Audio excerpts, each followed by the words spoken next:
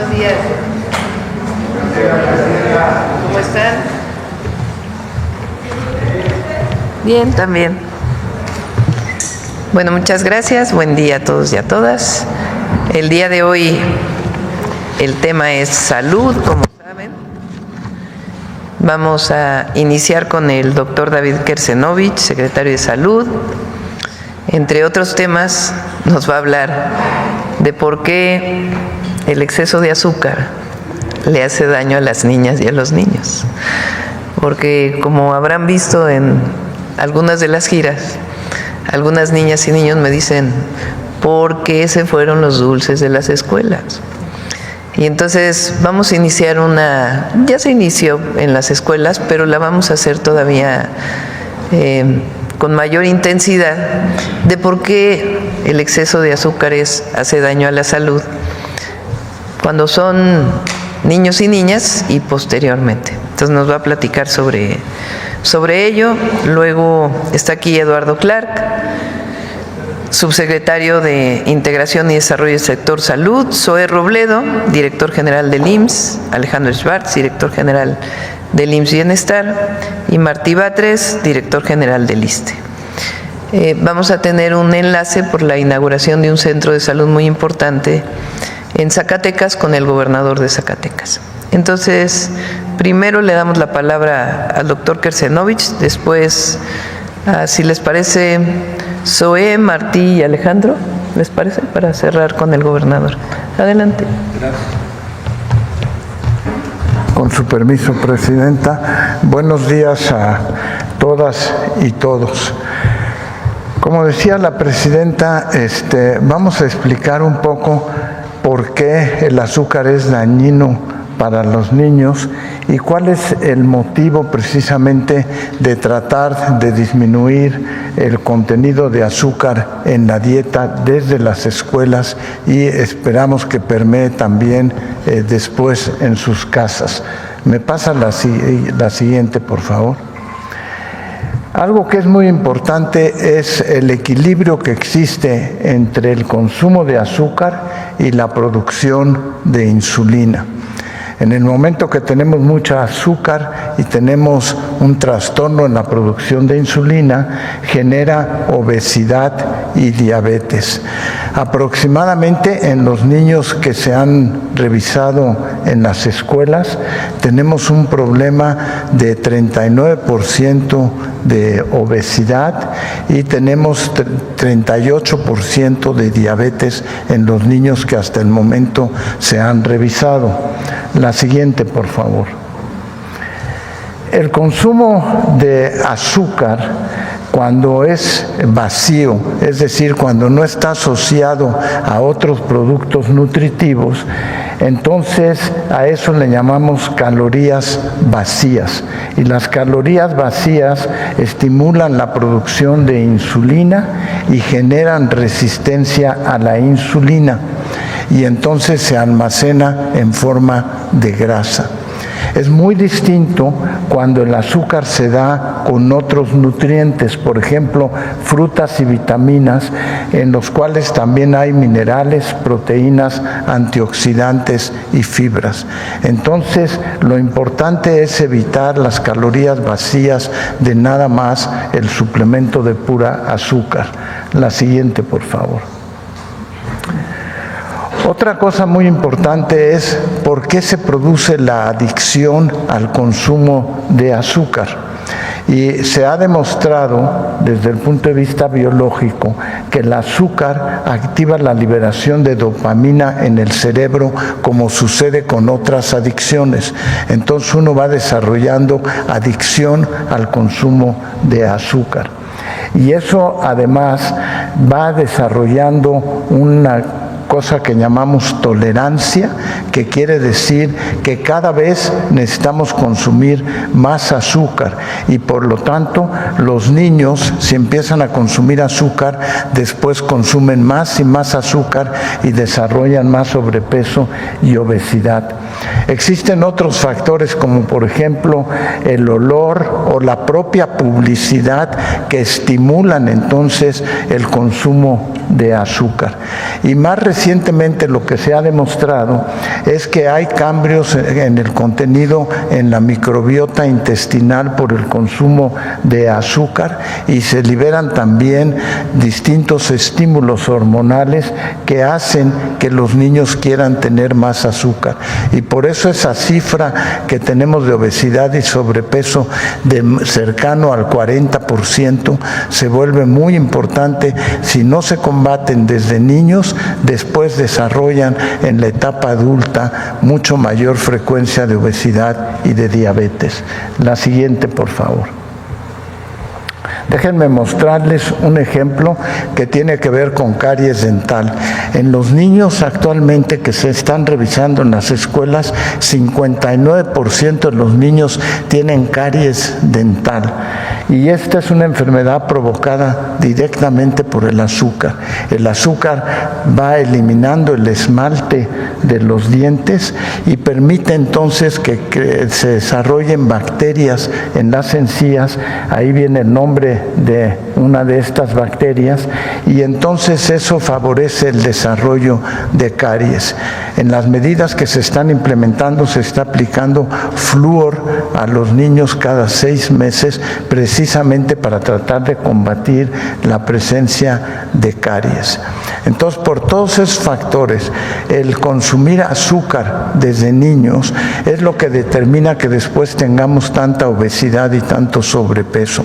Si logramos influir en que no desarrollen esa tolerancia y no desarrollen la adicción al azúcar, sería la mejor manera de prevenir el desarrollo de obesidad, diabetes, caries dental. Muchas gracias.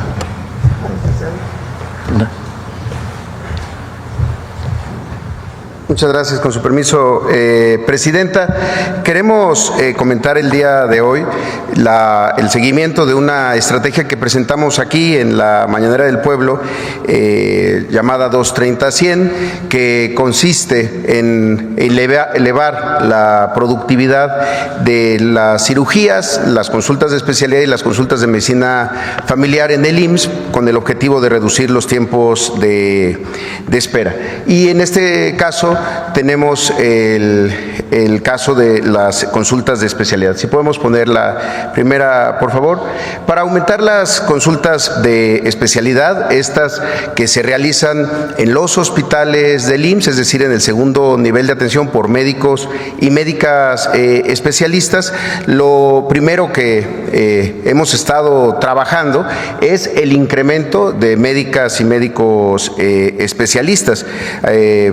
Para 2017 el IMSS contaba con 37,477 médicos y médicas especialistas de 82 especialidades. Hoy son 48,537, lo que significa un incremento del 30%.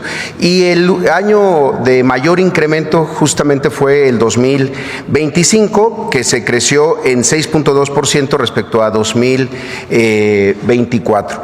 Esto es lo que nos permite tener mucho mayor productividad en las consultas de especialidad. En la siguiente podemos ver cuál es el objetivo. El año pasado se hicieron casi 26 millones de consultas de especialidad, y lo que estamos planteando es un incremento de 4 millones de consultas de especialidad para este 2025. Esto es un incremento de consultas que nos permitirá reducir, insisto, los tiempos de espera. En la siguiente, entre otras medidas, las que vamos a tomar es tener todos los consultorios de especialidad de los hospitales con turno vespertino. Como se puede ver, el 57% de las consultas de especialidad ocurren en el turno de la mañana, en el turno matutino, 36% en el vespertino. Y otro elemento importante, los fines de semana, los consultorios ahí están, entonces se están llevando a cabo estrategias para poder aperturar consultorios, sobre todo de las especialidades de mayor demanda, como medicina interna o pediatría, también los fines de semana. En suma, en la siguiente, tenemos todas estas estrategias para lograr el objetivo: mayor contratación y retención de médicas y médicos especialistas, fortalecer la consulta en las tardes y los fines de semana, crear también una ruta express por gravedad, en particular para pacientes con cáncer, elección de pacientes entre diferentes hospitales para sus consultas, y simplificar la referencia entre hospitales, así como la realización oportuna de todos los estudios diagnósticos. Y podremos ir viendo cómo se alcanzan estos objetivos. También el día de hoy, en la siguiente, por favor, queremos informar de un caso muy importante. Desde el 21 de julio de 1988, que se realizó el primer trasplante de corazón en México, en el Hospital General del Centro Médico Nacional La Raza, pues todo el sector ha hecho esfuerzos importantes porque toda la red hospitalaria de procuración de órganos, es decir, de donación, procuración de órganos y después de trasplantes, pues vaya creciendo. En el caso del trasplante de corazón, un trasplante bastante complejo, en este año solamente y solo en el IMSS hemos realizado 11 trasplantes, pero acaba de ocurrir un caso muy especial, que es el trasplante de corazón pediátrico, es decir, cuando hay un trasplante para un menor de edad. Y esto ocurrió apenas el 22 de mayo pasado en el Centro Médico Nacional de Occidente, allá en Guadalajara, que realizó su primer trasplante pediátrico de corazón. Estuvimos trabajando con COFEPRIS para obtener la licencia, y con esto nos convertimos en el segundo hospital, junto con el Hospital Infantil de México, en poder realizar trasplante de corazón. Solo las instituciones públicas realizamos procedimientos de esta naturaleza, y la beneficiaria fue una joven de 16 años, Ariadna, que padeció una enfermedad cardíaca congénita, y ella se vio beneficiada gracias a la donación y al traslado del órgano desde el Hospital General de Zona número 2 en Saltillo, en Coahuila. Entonces, también queremos informar de estos hitos que siguen construyendo la historia de instituciones públicas que están a la vanguardia en procedimientos de alta complejidad. Muchas gracias, presidente. Adelante, Martín. Ponemos lo del Hospital de Oaxaca, gracias. Bueno, queremos comentar que hay un acuerdo en el Gabinete de Salud con la presidenta para construir un nuevo hospital regional en Oaxaca. Es un hospital regional de alta especialidad en Oaxaca, nuevo, va a sustituir al Hospital Benito Juárez, que se encuentra actualmente allá. Es un proyecto que se construirá en una superficie de más de 100,000 metros cuadrados, contará con 250 camas sensables, tendrá 43 consultorios de especialidades, va a contar con un helipuerto y va a tener también un equipamiento muy relevante. Entre esos equipamientos, por ejemplo, el acelerador lineal, que es para combatir con mucha precisión el cáncer, es parte de la medicina nuclear más avanzada, cámaras de centelleo que también son para diagnóstico de cáncer, combate al cáncer, equipos de resonancia magnética, unidad de radioterapia, entre otros equipos avanzados. Este hospital se va a ubicar en un terreno que fue expropiado por el gobierno del estado de Oaxaca en favor del ISSSTE. Se encuentra en el kilómetro 17 de la autopista Tehuacán-Oaxaca, en el municipio de San Lorenzo, Cacautepec, a 4 minutos del entronque con la ciudad de Oaxaca. Y está en una zona que va a ser una verdadera ciudad de la salud, porque ahí va a estar junto un hospital del IMSS y otras infraestructuras de salud del gobierno del estado de Oaxaca. Esta va a ser una construcción importante y el ISSSTE va a hacer esta construcción en favor de las y los trabajadores del estado, particularmente de las maestras y de los maestros del estado de Oaxaca, que nos han solicitado este hospital en las reuniones que hemos tenido. La inversión aproximada es como de 3,000 millones de pesos. y se va a beneficiar a más de 200,000 derechohabientes del estado de Oaxaca y a más de 1,5 millones de derechohabientes de los estados de Puebla, Veracruz y Chiapas, que también podrán acudir a este hospital por ser un hospital regional. Va a ser una inversión muy importante de parte del ISSSTE en esta etapa de construcción de infraestructura moderna de salud en las zonas del sureste del país, especialmente en zonas con mayor marginación en nuestro territorio nacional.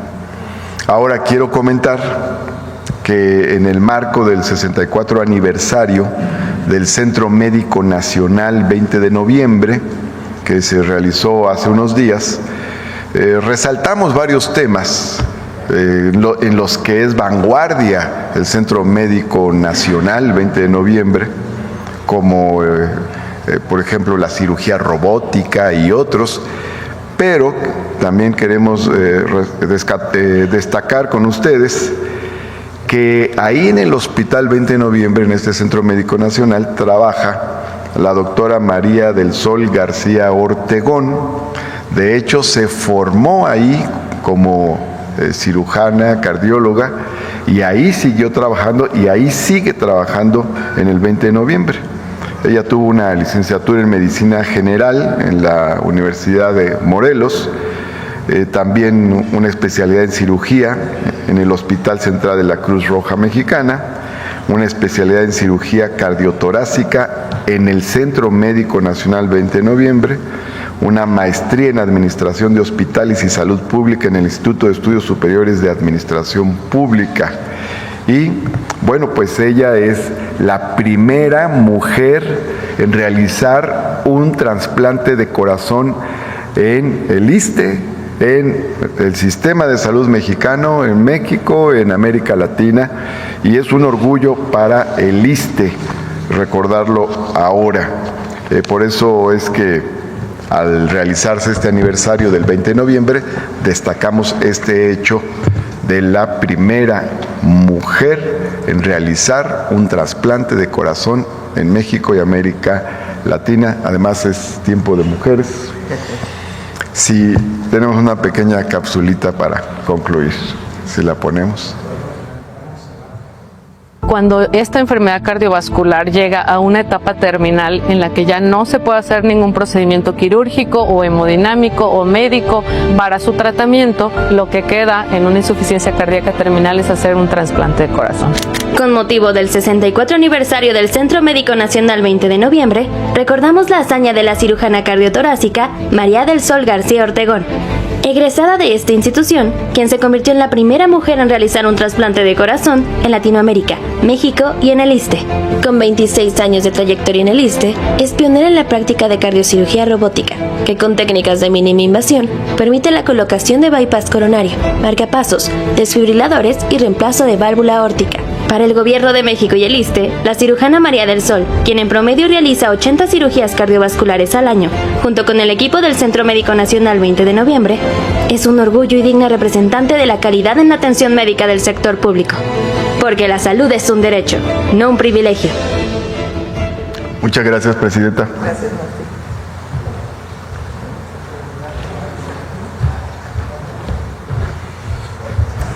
Muy buenos días, con su permiso, Presidenta. Desde Jerez, Zacatecas, uno de los municipios prioritarios para la atención primaria, hoy vamos a inaugurar un centro de salud que va a brindar atención médica a más de 36,000 personas. Esta unidad representa un avance concreto en el despliegue territorial de los servicios públicos de salud de nuestro país. El nuevo centro de salud atenderá 7 núcleos básicos, operará los 3 turnos de la semana, es decir, va a abrir los 365 días del año y ofrece atención médica, laboratorios, rayos X, farmacia, nutrición, psicología e incluso un módulo de estimulación temprana. Está diseñado para resolver el 80% de las necesidades de salud de la comunidad sin necesidad de hacer ningún tipo de derivación al segundo o tercer nivel. Se integra a una red estatal que ya cuenta con más de 150 unidades de primer nivel y 17 hospitales en el estado de Zacatecas.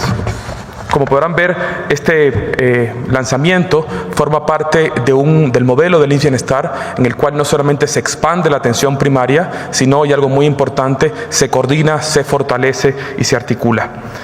Siguiente, por favor. Gracias al compromiso del personal de salud, al liderazgo de nuestra presidenta y a la coordinación estrecha con el gobierno estatal, se han logrado avances significativos que quisiéramos resaltar en el estado de Zacatecas.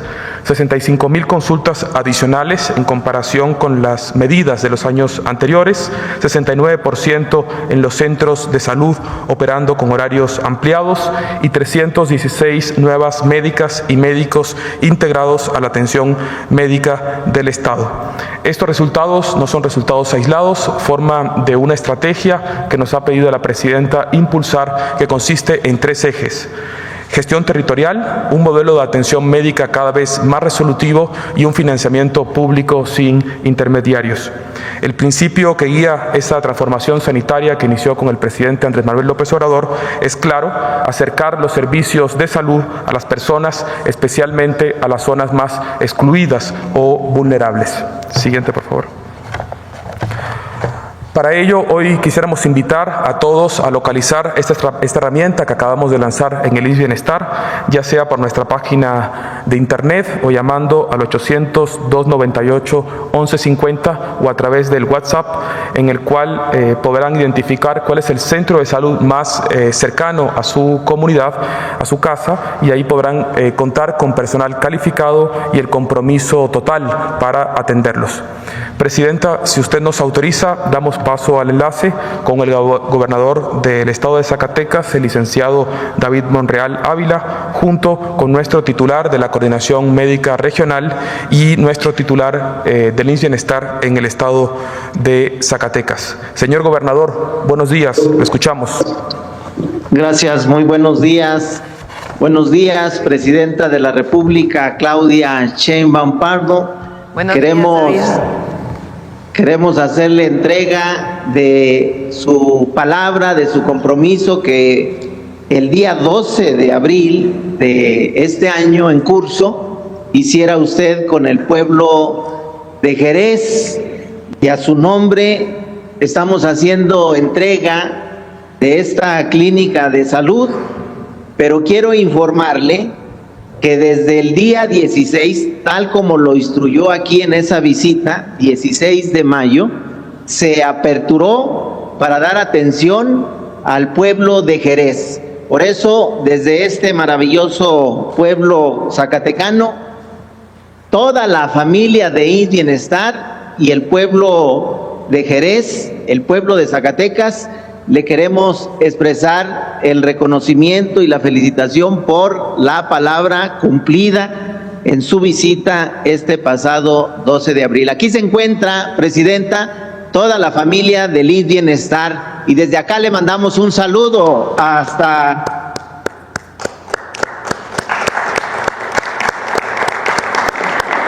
Quiero...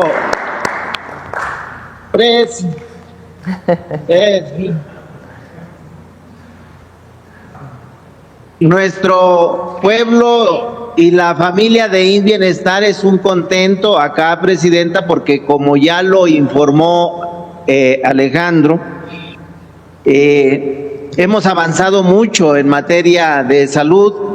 Queremos nuevamente agradecerle porque acá también se va a construir por primera vez en la historia de Zacatecas el hospital de tercer nivel, que ya inició, que usted mismo vino a colocar la primer piedra allá en el municipio de Guadalupe, y es una demanda muy añeja. Quiero que lo sepa la República, porque por primera vez en toda su historia, la de Zacatecas va a contar con atención de salud en el tercer nivel. Era una demanda muy añeja.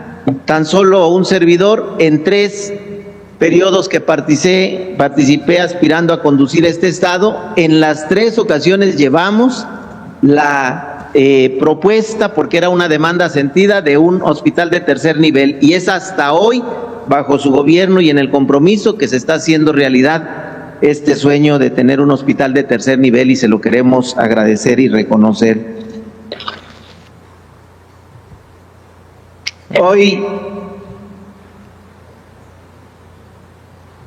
Hoy queremos decirle que se ha avanzado tanto que hoy la familia ISSSTE Bienestar, solo estoy hablando del ISSSTE Bienestar, tiene una plantilla ya superior a los 3,200 entre doctores, doctoras, enfermeras, enfermeros, y de ellos 1,500, que quiero destacarlos, son de nueva contratación, los 1,700 son de los transferidos, y por eso no tenga ninguna duda, acá tenemos mucha gratitud, ha mejorado mucho la atención de salud, las cirugías, las consultas, el territorio, y el compromiso que queremos hacer el día de hoy para corresponderle es que vamos a apegarnos al programa que viene a consolidar todo este modelo de salud del doctor, del médico casa, de médico en tu casa, y que ya vimos con alegría el fin de semana, dio arranque usted personalmente, y que acá en Zacatecas la vamos a esperar con mucha alegría, con mucho entusiasmo, porque cada visita que hace nuestra presidenta Claudia Sheinbaum viene a traernos no solo el beneficio, sino la alegría, la esperanza, y viene a compartir con el pueblo de Zacatecas todo ese desarrollo que está llevando a cabo en toda nuestra república. Muchas gracias, presidenta, por esta clínica, y muchas gracias por su liderazgo y su trabajo. Usted no está sola en esta encomienda de conducción de país, y desde Zacatecas queremos decirle una vez más todo nuestro cariño, nuestro compromiso y toda nuestra lealtad a la política pública que se está llevando a lo largo y ancho de nuestra patria. En Zacatecas la queremos bien mucho, y quiero que se sepa en toda la República todo nuestro respaldo, todo nuestro apoyo y nuestro cariño. Muchas gracias, presidenta. Muchas gracias, David. ¿Quieres comentar algo más del Centro de Salud? Sí, muchas gracias, presidenta. Como usted nos ha... para el corte de listón, señor gobernador. Sí. Amable.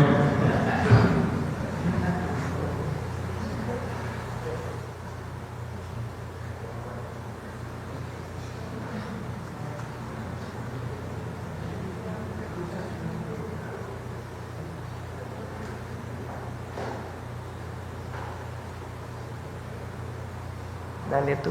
1, 2, 3. 1, 2, 3.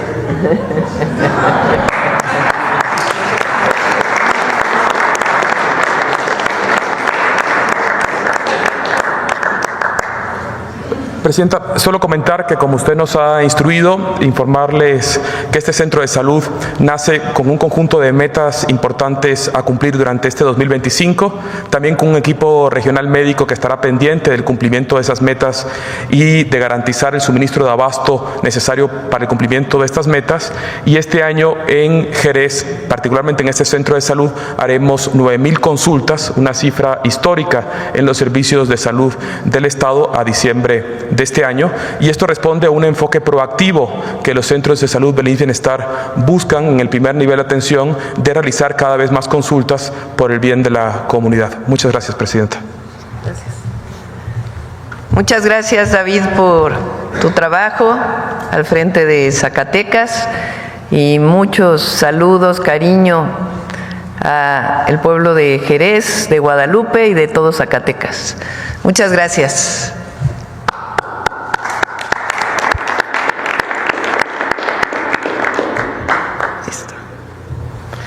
Bueno, terminamos por el día de hoy las presentaciones y vamos a las preguntas.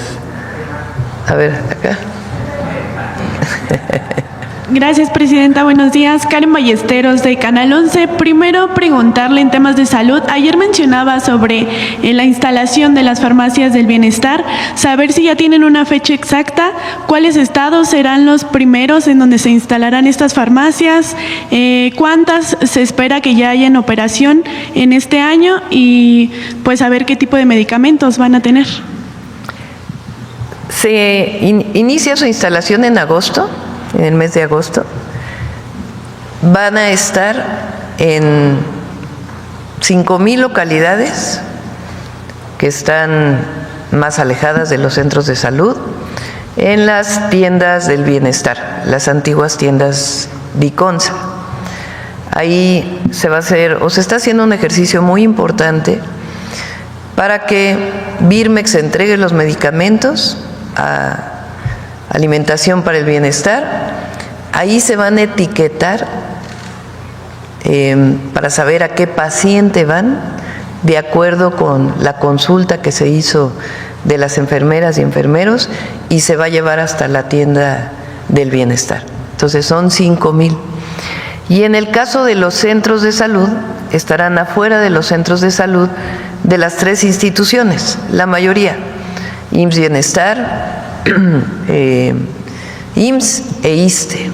Estamos hablando de por lo menos 10,000 más, por lo menos. Entonces estamos hablando de 15,000 farmacias del bienestar. ¿Qué medicamentos van a tener?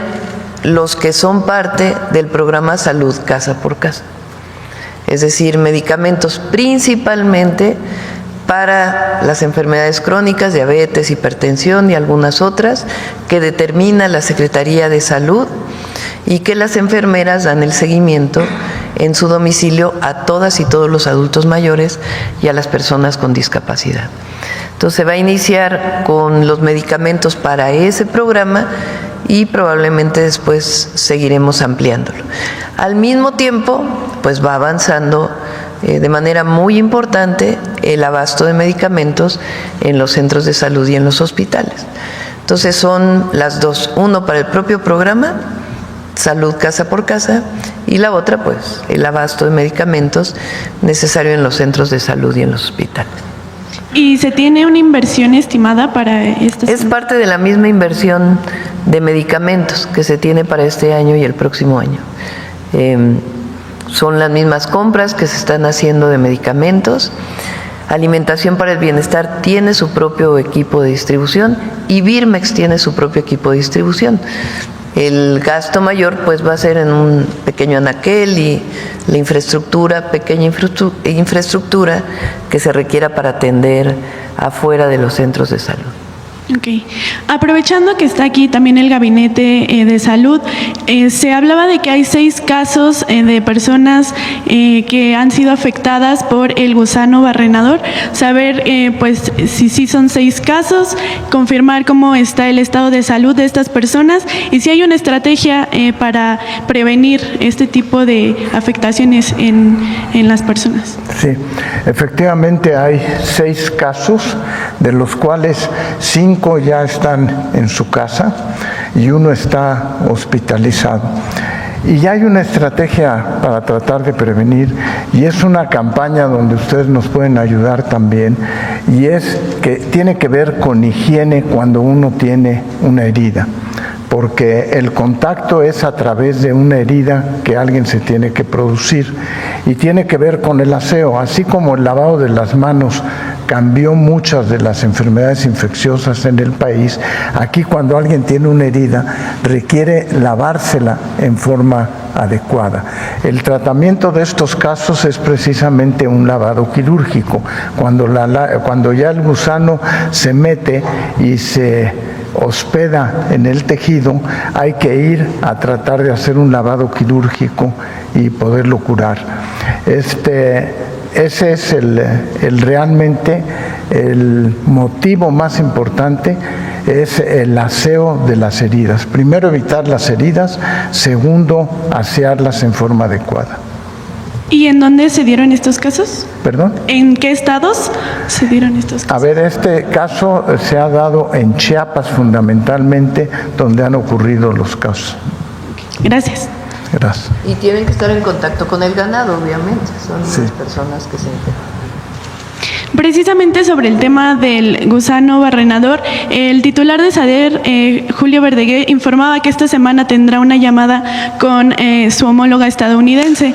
Saber si tiene información sobre qué día se realizaría esta conversación. El día de hoy creo que es la llamada y ya pues terminando esta llamada ya se estará informando. ¿Y qué se esperaría de esta conversación? Pues esperamos que retiren ya hay todo el acuerdo técnico. O sea, los técnicos de Estados Unidos y nuestros técnicos ya se pusieron de acuerdo de cómo evitar que la plaga llegue al norte. Están totalmente de acuerdo. Entonces, pues lo que hay pues es una decisión de la Secretaría de Agricultura de Estados Unidos y ahí está pues trabajando todos los días el secretario de Agricultura nuestro. ¿Se podría levantar esta misma semana la suspensión? Pues vamos a ver cuál es la llamada y ahí estaremos informando. Ok. En otro tema, Presidenta, ayer la consejera presidente del INE se pronunció sobre los amagos de la CENTE de estos intentos pues de boicotear, ¿no?, las elecciones judiciales. Entonces afirmó que por parte del INE existe un plan de apoyo para garantizar la participación de la ciudadanía ese día. ¿Cree que se necesite una estrategia para hacer frente a un boicot, un posible boicot de la CENTE en la elección, o cree que se pueda llegar a un acuerdo con el magisterio? Pues vamos a esperar, depende de ellos. Ayer la secretaria de Gobernación les envió un oficio para que quede constancia de que estamos llamando al diálogo. Ya lo tienen por escrito. Tienen que tomar ellos la decisión de si van a dialogar o no. Porque si deciden no dialogar, pues ¿por qué? Si lo que están pidiendo es diálogo. Por cierto, ayer no mencioné que en la última reunión que yo tuve con la CENTE, les propuse que nos viéramos el 8 de mayo y ellos ya no llegaron a esa cita. Entonces sí es importante que se conozca. Fue mi propuesta, ellos querían que nos reuniéramos cuando tuvieron el primer paro de los 3 días. Les dije, no, pero con todo gusto los recibo el 8 de mayo. Y ya no llegaron a esa reunión. ¿Se confirmó esa reunión? ¿Se confirmó por parte de los maestros esa reunión? Lo dijimos en la reunión que tuve con ellos, que el 8 de mayo. Y ellos ya informaron que, pues, que no iban a venir. ¿No argumentaron nada? ¿No respondieron? No. ¿Cuántas veces han cancelado ellos o han tratado de asistir? Pues por lo pronto la del 8 de mayo, que sí es importante porque era antes de su paro, del 15 de mayo. La idea pues era llegar a acuerdos a través del diálogo directo con la presidenta. Pero ellos no quisieron pues acudir a esta reunión. Entonces ahora pues plantearon que era la del viernes pasado, pero pues dadas las circunstancias, consideramos que era mejor que lo recibieran pues el más alto nivel del gobierno, que es la Secretaría de Gobernación y el Secretario de Educación Pública, y ahora se les envió un oficio diciéndoles que está abierta la mesa, particularmente para el día de mañana. Entonces ellos tienen que decir pues si quieren dialogar o no quieren dialogar.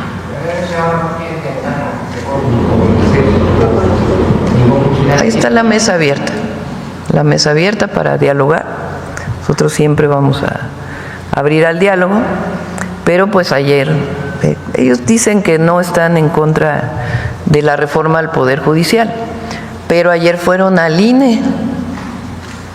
Y como dije ayer, pues ¿qué tiene que ver el INE con la demanda de revocar la ley del 2007? Y ahora ya se desunió del movimiento de Ayotzinapa. Los voy a recibir hoy a los padres de Ayotzinapa. Es parte de las reuniones que tenemos para darle seguimiento a la investigación. A ellos los voy a recibir el día de hoy. Alrededor de la 1, sí. Ya. Primero es a los padres y a las madres. Es una responsabilidad. Primero hablar con ellos y si ellos aprueban, seguir informando. Si no, pues nosotros seguimos trabajando para la verdad, la justicia y encontrar a los jóvenes. Por último, Presidenta, ayer una jueza federal suspendió este impedimento a la Fiscalía General de la República para apreender a Silvano Aureoles. Saber si ya la Fiscalía le ha informado algún avance sobre el caso. Pues es un asunto de la Fiscalía. Yo creo que ellos son los que tienen que informar. Gracias. Que fue una jueza, por cierto, quien frente a la orden de aprehensión pues dio el amparo aquel. Adelante. ¿Quién fue el que se quedó ayer? Vamos, ahorita vamos para allá. Buenos días, Presidenta. Buenos días a todas y a todos. Nancy Flores, de la revista Contralínea.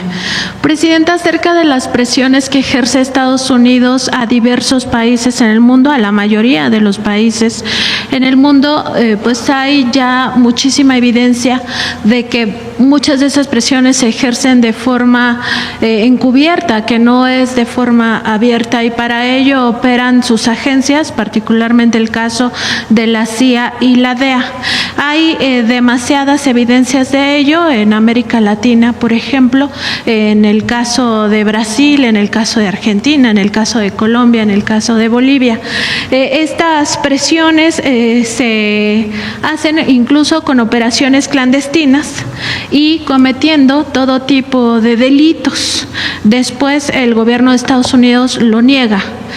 Sin embargo, hay evidencias de que esto se utiliza para desestabilizar países, también para debilitar gobiernos, sobre todo aquellos que son electos democráticamente, pero que tienen una característica de ser justamente estos gobiernos progresistas.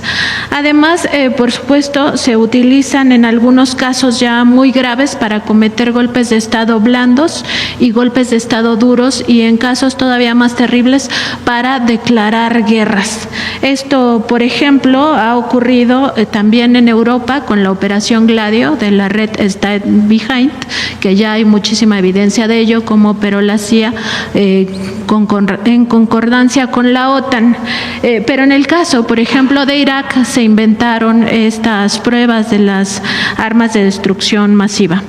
Todo esto lo que nos revela es que estas agencias no solo operan de forma clandestina, sino que cometen todos estos crímenes, incluso mienten, fabrican evidencias, y además, pues en el caso mexicano particularmente, se tiene pues todo este antecedente en los gobiernos de la Cuarta Transformación, que financian, por ejemplo, a los opositores. El caso más evidente es de la Organización Mexicanos contra la Corrupción y la Impunidad, fundada por Claudio X González Guajardo, que sirvió como un brazo jurídico y un brazo mediático para golpear al Estado mexicano de forma sistemática, y sigue operando de esa manera. Además, pues está todo el tema de cómo han filtrado expedientes falsos, sobre todo para servir a las campañas de la oposición, como el caso de este expediente o estos expedientes que dieron origen a las campañas de narcopresidente. También está el tema del secuestro del Mayo Zambada, que hasta la fecha no se ha aclarado. En estos asuntos, México ha enviado diversas notas diplomáticas y Estados Unidos simplemente no las responde.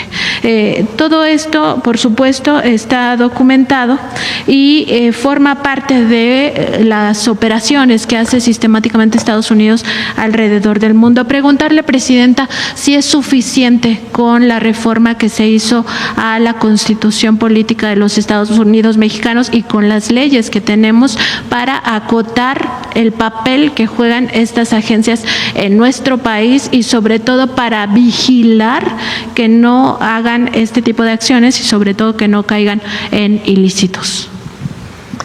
Bueno, tenemos la reforma constitucional y la Ley de Seguridad Nacional, que es muy clara en la forma en que deben operar agentes de cualquier agencia de los Estados Unidos en nuestro país, de cualquiera de las instituciones de inteligencia o de migración o alguna otra actividad.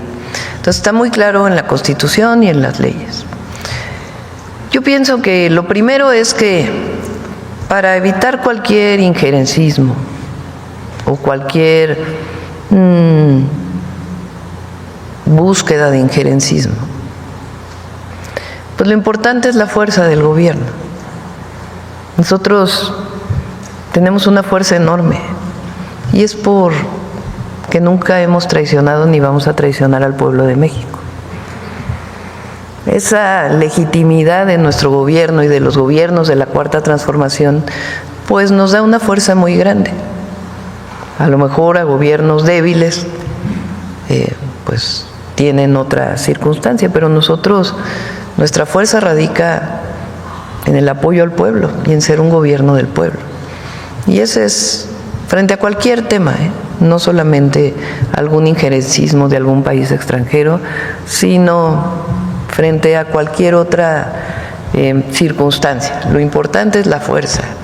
Y eso no lo vamos a perder nunca, porque nunca vamos a traicionar a la gente, siempre vamos a estar cerca. Eso es lo primero.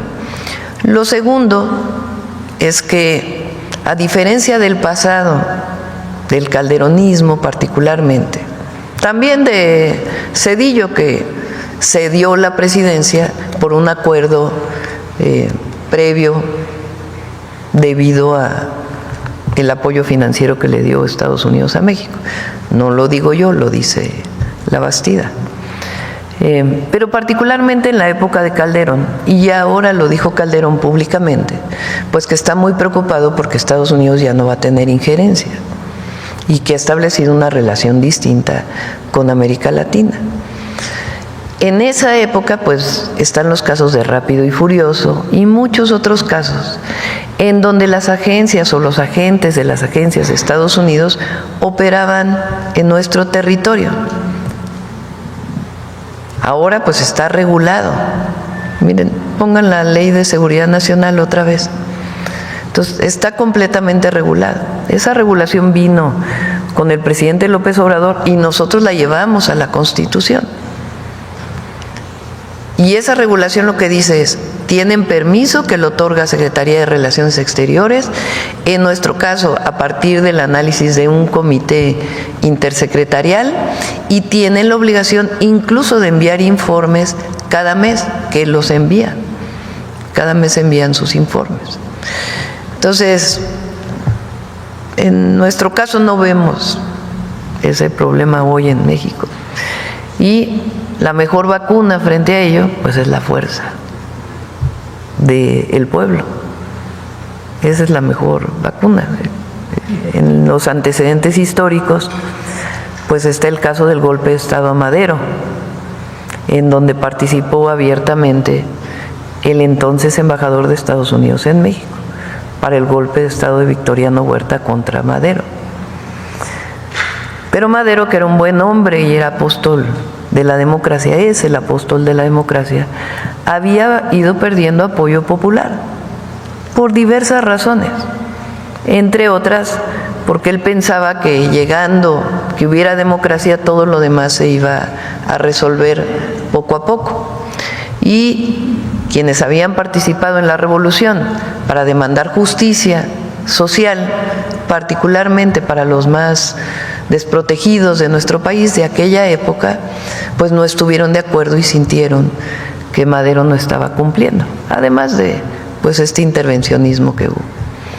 Y ahí pues se da esta circunstancia, hay mucho escrito sobre ello, José Alfonso sabe más que yo, y quien ha escrito mucho sobre ello es Felipe Ávila, que es el director del Instituto de las Revoluciones Mexicanas. Entonces, para que lean su libro, que es muy interesante, sobre Madero. Muchos otros han escrito sobre esto. Entonces, ¿qué tenemos que hacer nosotros? Mantener una relación cordial, de respeto con los Estados Unidos, y al mismo tiempo pedir una relación de respeto con nosotros y no perder pues la fuerza y la cercanía con el pueblo. Y eso es lo que nos sostiene y nos va a sostener. Entonces, ¿no habría un tipo de vigilancia para estos agentes? Pues no, porque ellos tienen muy claro sus atribuciones y cómo tienen que operar en México.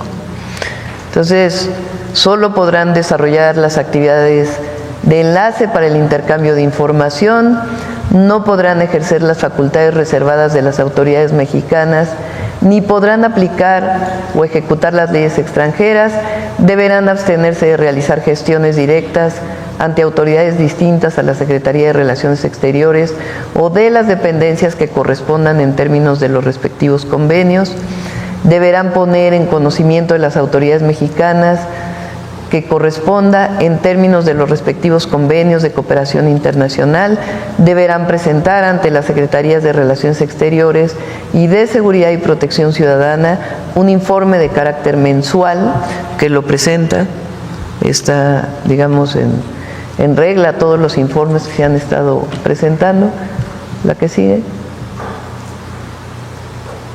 En dicho informe se deberán incluir las actividades y gestiones que desarrollen ante las diversas autoridades federales, de las entidades federativas y de los municipios.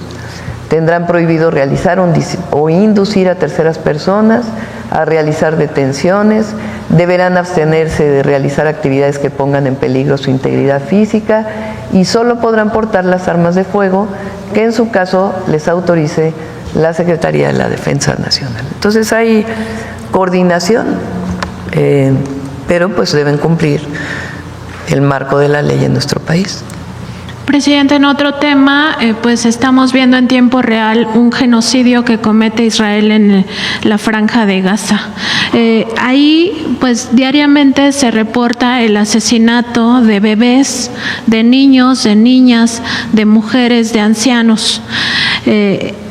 Esta atrocidad no ha tenido límite. Ninguna institución internacional ha puesto freno a esta barbarie. Preguntarle si en el caso de mexicanos se evalúa ya romper relaciones con el Estado de Israel, toda vez que pues podría ser una forma de manifestar que estamos en contra de este genocidio cruel, inhumano. Nosotros estamos de acuerdo. Bueno, primero condenamos esta situación. Segundo, nosotros lo que buscamos es la paz. Y esa es la política exterior de nuestro país. Entonces, lo que buscamos es construir la paz.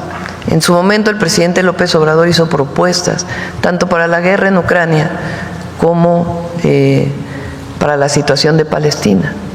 Y el secretario de Relaciones Exteriores está en esa actividad, buscando por todos los medios que se construya la paz en esta franja. Entonces, esa es la política exterior de México y la estamos siguiendo todos los días. Y Presidenta, ya por último preguntarle, el día de mañana ya se terminan las campañas para la elección judicial. De hecho, mañana a la medianoche pues ya es el momento en que entra la veda para hablar de esta importante jornada electoral que vamos a tener el próximo 1 de junio y que nos va a llevar a la democratización del Poder Judicial Federal. Preguntarle si van a hacer algún tipo de información mañana, justamente aprovechando que es el último día, para orientar a las personas cómo se debe de ejercer este voto que es inédito y que además conlleva pues muchas boletas, que no es tachar el nombre de un partido político, sino es más bien pues apuntar estos números de los candidatos y candidatas. Preguntarle también pues cómo ha visto todo este llamado al boicot desde las corporaciones mediáticas y sobre todo cómo ha visto pues falta de influencia, ya vamos a llamarlo así, en la sociedad, si espera una buena jornada para el 1 de junio. Gracias. Va a haber una buena jornada el 1 de junio, el 1 de junio. Hay deseos de participar. Entonces va a ser una jornada donde millones van a participar, millones de personas, para elegir al Poder Judicial por primera vez en la historia en México. Entonces, por cierto, ahí salió un artículo en uno de los periódicos de fuera, de que era un experimento, creo que kafkiano, dicen. Es decisión del pueblo de México elegir. En Estados Unidos se elige en la mayoría de los estados. A nivel federal la Corte no, pero en muchísimos estados se elige a las cortes estatales, o sea, lo que representarían las salas superiores de los tribunales de justicia en los estados de la República. En muchísimos lugares de Estados Unidos se eligen, y se eligen a jueces y a juezas. Entonces, es una práctica. Incluso en algunos estados están vinculados a partido político. O sea, no van como personas, sino van como personas con el apoyo de un partido político, el demócrata o el republicano en los Estados Unidos. Aquí, Texas. Entonces, es una práctica en los Estados Unidos. Aquí, pues lo que decidimos, dada la historia del Poder Judicial en México, que la mejor manera de sanear al Poder Judicial, pues era con la participación del pueblo. Entonces, va a ser una elección muy buena y a la gente decirles que vayan a votar. ¿Y van a hacer algún tipo de mensaje para el día de mañana? Porque ya es el último día que se puede explicar. Grabé un video que está ahí en mis redes sociales de cómo votar. Y está en los medios públicos y en los tiempos oficiales, dado que en este caso el INE permitió que el gobierno informara. Continúa. En el tema, ciertamente, Presidenta, de Casa por Casa, hemos sido testigos precisamente de personas que han visitado, que están contentas, que sí, ciertamente confirmamos esto que usted nos ha compartido. Se quedan los facilitadores de la salud platicando con ellos, conversando con ellos, les piden realmente una mínima información, tener la cura a la mano, tener pues tal vez la identificación oficial, y les han ayudado ciertamente, sí, a conseguir pues estas citas que tal vez habían postergado, y hay un seguimiento, y le comparto que la gente también de repente tiene pues miedo a que los servidores o la gente que está visitando casa por casa, si bien es cierto que se identifican, pues bueno, solamente pues hacer pues mucho hincapié en que la gente conozca que van a visitarlos, cómo se identifican o cómo identificarlos para que tengan la confianza y puedan brindar también la ciudadanía las facilidades y que puedan ingresar bien por ellos. Y pues aprovechando, ahora que están precisamente el tema o el sector de salud, usted tal vez conozca este caso de Poza Rica, Veracruz, el caso de Memito, que lo atendió pues muy activamente en su momento el presidente Andrés Manuel López Obrador el 16 de febrero del 2024. Aquí se denunció que pues Memito ya lo habían desahuciado ciertamente de instituciones del Instituto Mexicano del Seguro Social, que era un bebé que no tenía pues forma de seguir adelante porque sus medicamentos eran muy costosos. Dos de ellos, uno sí se le brindó, que fue el Risdisplan. Él continúa siendo atendido desde el 2024, hoy tiene ya 2 años, 6 meses y aún le falta uno de los medicamentos. Importante, compartirle cómo que a partir de este caso el medicamento Risdisplan ya se les brinda a más niños, ya se les está brindando la atención, pero si hay posibilidad de poder seguir dando seguimiento, pues a este caso se lo va a agradecer, y manda, por supuesto, pues agradecidos los papás, los abuelos que aquí estuvieron a las 5 de la mañana y que se atendió y que fue pues visible y que sigue siendo pues este caso, levantando la voz y agradeciendo siempre al gobierno federal y específicamente al director general del Instituto Mexicano del Seguro Social. Ok, y compartirle un caso más, Presidenta. Familias de Mulegé, en Baja California Sur, están denunciando que hace 40 años fueron víctimas precisamente de una estafa con la venta de tierras de lo que se conocía como el CORET. Hoy, pues bueno, es el Instituto Nacional del Suelo Sustentable y están pues en riesgo de perder sus viviendas, su patrimonio. Ellos pagaron ya pues los terrenos, ya construyeron. Se sabe en estos momentos que pues pobladores o ejidatarios quieren quitarles estos terrenos, quieren quitarles estas viviendas, y lo único que están pues pidiendo es que se revise su caso. Han pagado ciertamente y además de construido sus negocios, sus impuestos, el predial, el agua y entre otros servicios más que tienen ahí. Si hay posibilidad de que atiendan su caso, hay una familia que nos comparte esta denuncia y que si nos da oportunidad se la queremos dejar el día de hoy. Y pues bueno, pues agradecer como siempre. Tamaulipas no había tenido oportunidad de, Presidenta, que pues en este tema de las 12,000 viviendas afectadas en el municipio de Reynosa, usted acudió a Matamoros, usted acudió a Reynosa, y al día siguiente pues ya estaban ahí los enseres, ya estaban levantando los censos, y pues bueno, la gente agradecida. Y también comentarle que muchos políticos y servidores acuden a sus eventos, Presidenta, se toman la foto del recuerdo, la postean, pero al momento de la ayuda nadie, solamente los ciudadanos de Reynosa acudieron a atender el llamado en esa emergencia y el gobernador obviamente hizo lo propio, pero los servidores que siempre están en primeras filas, ellos quieren decirles que los primeros apoyos que se brindaron fueron por parte de los mismos ciudadanos que vieron que inclusive brindaron cobijo, llevaron alimentos y también brindaron sus viviendas para todos aquellos que en su momento se quedaron sin nada. Es lo que tengo que compartirles el día de hoy. Y es la maravilla del pueblo de México. Frente a una situación adversa, siempre hay apoyo, cariño. En este caso hubo alimentación, mucha ayuda.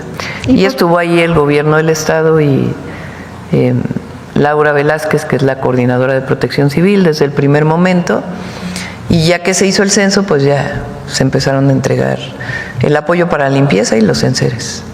Y qué bueno que usted acude a las comunidades y acude a los estados, Presidenta. Yo creo que no es necesario decir nombres y apellidos. Usted se da cuenta quién es la persona que está ahí, quiénes son los servidores o los políticos que apoyan a la gente. Y me dijeron que les dijera nombre, usted sabe de quiénes estamos hablando. Muchas gracias. Gracias.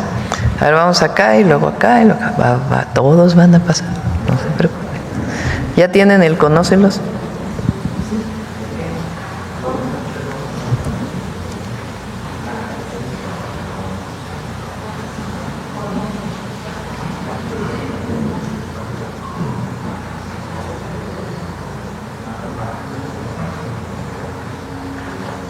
¿Por qué no dan la liga?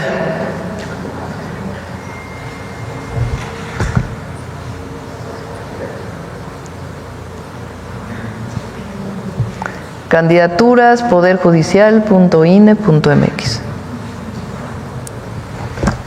Adelante. Gracias, Presidenta. Buenos días, Rodrigo Muñoz de NX Noticias. Comenzar por el tema, una aclaración dentro de este esquema de 6 ejes de acción del Instituto Mexicano del Seguro Social. Hay uno que si nos pudiera ahondar un poquito más sobre qué va, es esta ruta express para pacientes con cáncer, saber a qué se refiere específicamente este apartado. ¿Quieres informarse? Muchas gracias, Presidenta. Sí, con todo gusto. Uno de los elementos importantes cuando hay un diagnóstico por cáncer es la oportunidad que se abre para el inicio de un tratamiento. Eso tiene que ser a partir de un protocolo que se genera por medicina de especialidad en algún consultorio. Lo que hemos estado trabajando, sobre todo para algunos tipos de cáncer más comunes, es que las consultas que se están planteando para fin de semana, para ampliarlas también hacia los turnos vespertinos, sean de este tipo de especialidad, como es oncología. De esa manera, pues se va a poder hacer, sobre todo para las consultas subsecuentes, que son, en el caso de pacientes con cáncer, son muchas, que no se atrase nunca la consulta, y desde luego todo el protocolo de atención, la cirugía, en las quimioterapias, la radioterapia o lo que indique el médico o la médica. Entonces, por eso estamos planteando que esta estrategia, si bien es general para muchas especialidades, tiene énfasis en algunas en donde la oportunidad, es decir, el tiempo entre que empiece el diagnóstico y los tratamientos, pues no se detenga. A eso se refiere. Ok, gracias, director.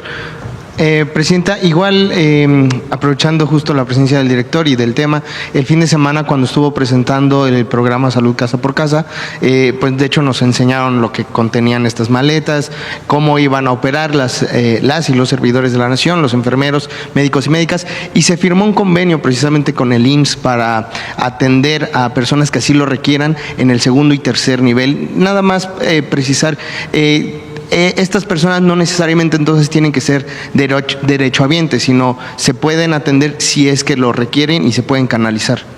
Sí, la enfermera, el enfermero, el trabajador de la salud que vaya al hogar de un adulto mayor, pues ahí va a poder ver si hay una persona que requiere atención pues de manera expedita o de manera urgente, si ve que tiene algún problema mayor. Entonces, ¿a dónde va a acudir? Pues puede acudir al ISSSTE, al IMSS o al IMSS Bienestar.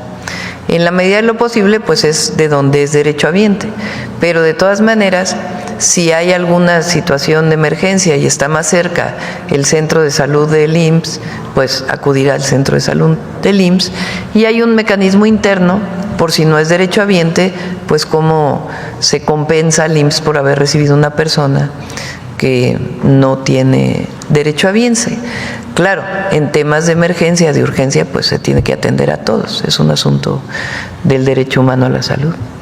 Gracias, Presidenta. Pasando a otro tema, de acuerdo al último reporte presentado del INEGI estos días, se informó que las exportaciones en la industria automotriz cayeron aproximadamente un 7%, si no mal recuerdo, pero crecieron también las exportaciones de mercancías en general de México, la manufactura un 5.8%. De esta forma, digamos, se compensaron estas cifras. Pero preguntarle entonces si tiene reporte de las últimas reuniones que haya sostenido el secretario de Economía, Marcelo Ebrard, este fin de semana allá en Washington. Estos meses pasó algo especial, distinto a lo que ha pasado otros años por el tema de los aranceles. Muchas empresas, entre ellas automotrices, decidieron exportar más de lo que normalmente exportan en marzo. Si recuerdan, ese mes de febrero y marzo, logramos los acuerdos con Estados Unidos.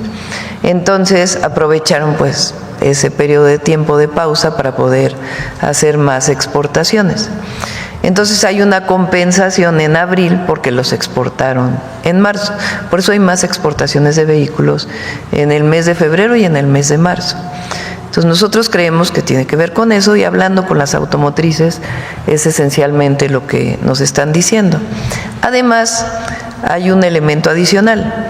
Las empresas automotrices estaban esperando primero una publicación que salió tiempo después sobre autopartes y tiempo después también sobre el descuento que van a tener las automotrices, particularmente de capital estadounidense, al ir a Estados Unidos. Una vez que salió esa publicación, entonces iniciaron sus exportaciones. Otras empresas les estaban cobrando doble arancel. Les cobraban el arancel del acero y el arancel de los autos. Entonces, ahora ya no hay duplicación de arancel, y eso ya nos dijeron muchas de ellas que ya van a iniciar las exportaciones. Entonces, tiene que ver con ello. Lo relevante, como tú dices, más allá de la automotriz, es que muchas otras empresas manufactureras, pues inclusive incrementaron las exportaciones a Estados Unidos y otros países. Presidenta, ahora, si me permite una presión muy rápida, el día de ayer cuando nos presentó junto con el secretario de Educación Pública este contexto histórico sobre las demandas del magisterio, nos presentaba al inicio una tabla sobre pues este pequeño margen de escuelas que se han quedado sin clases o que han estado en paro en las últimas semanas a causa de la coordinadora. Conocer si se está considerando o se ha puesto sobre la mesa la opción de hacer descuentos a los maestros que están faltando. Depende de cada estado en general. ¿Cuál es la opción que siguen? Entonces, en algunos estados sí y en otros estados no. Ese es el mecanismo que se ha seguido. Pues sigue siendo al día de hoy, del reporte que tuvimos, alrededor del 9% de las escuelas en todo el país, y hay algunas entidades pues en donde hay pues mayor movilización, digamos, de las maestras y los maestros. Perfecto. Y ya por último, Presidenta, nada más preguntarle, nos había adelantado la semana pasada que ya sabía en qué casilla usted va a emitir su voto este domingo, si nos lo puede compartir, si ya lo tiene el dato. Se los doy mañana. Okay. Para traerles la dirección. Sí sé dónde está, pero para traer la dirección gracias, de Presidenta. dónde vamos a estar. Aprovecho ¿por qué no ponen la gráfica del IMSS? De los médicos especialistas, la que presentó Zoe ahora. Sí, préstame el micro.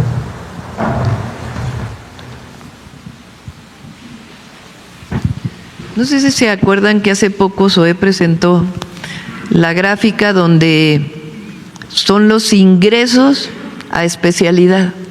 No sé si la tienes por ahí, Zoe, para que la podamos pasar.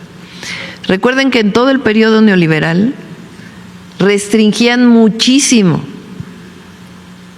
el acceso a las médicas y los médicos para estudiar una especialidad, con la idea de que si se restringía el acceso iban a salir médicos de excelencia, cosa que es absurdo. Producto de eso, pues dejaron de recibirse médicos especialistas en nuestro país y faltaban muchísimos médicos especialistas. El presidente López Obrador siguió un esquema de aumentar el número de ingresos de médicos para estudiar su especialidad. Gracias a eso, fíjense nada más, del 2024 al 2025 son cerca de 3,000 médicos más que entraron al IMSS, ya como médicos del IMSS.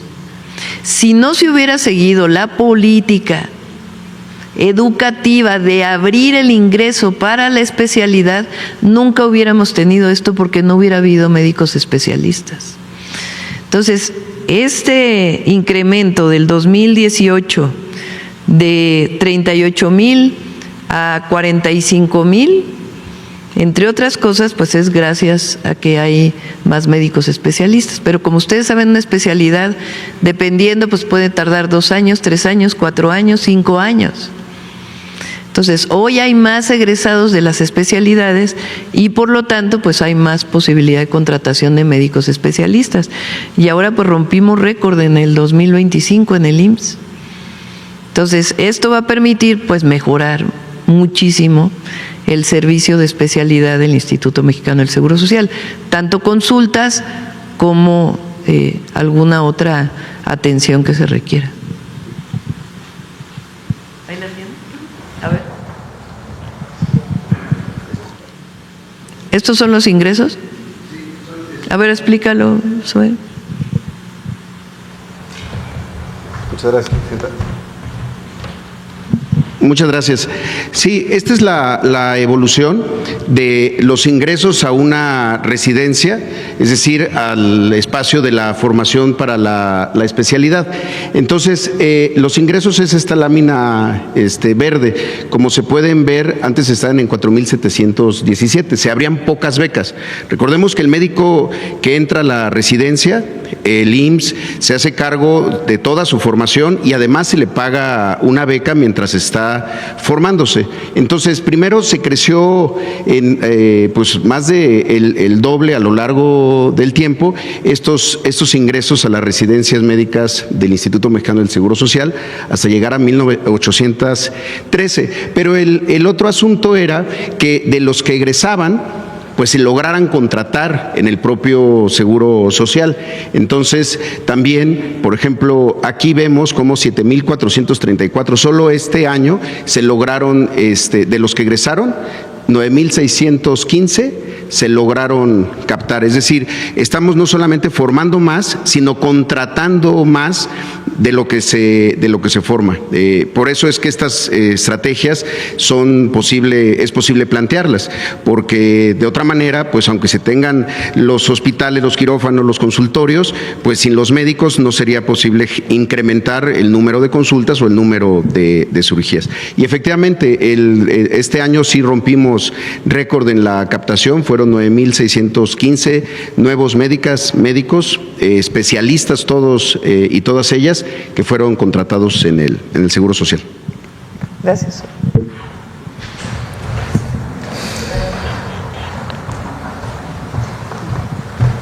Presidenta, gracias. Susana Carreño, de Radio Universidad de Guadalajara y Canal 44. En las emisoras en las que colaboro y el canal, son 8 emisoras, un canal 44 en Jalisco, y tenemos la oportunidad en donde yo estoy, en Puerto Vallarta, de establecer diferencia entre un estado y otro, es decir, Nayarit y Jalisco. Y como a veces somos un poco críticos, ¿verdad?, quiero reconocer el trabajo del IMSS, del director, porque nos consta cómo estaba Nayarit, cómo está ahora y la coordinación que ha tenido con el doctor Miguel Ángel Navarro Quintero, ¿sí?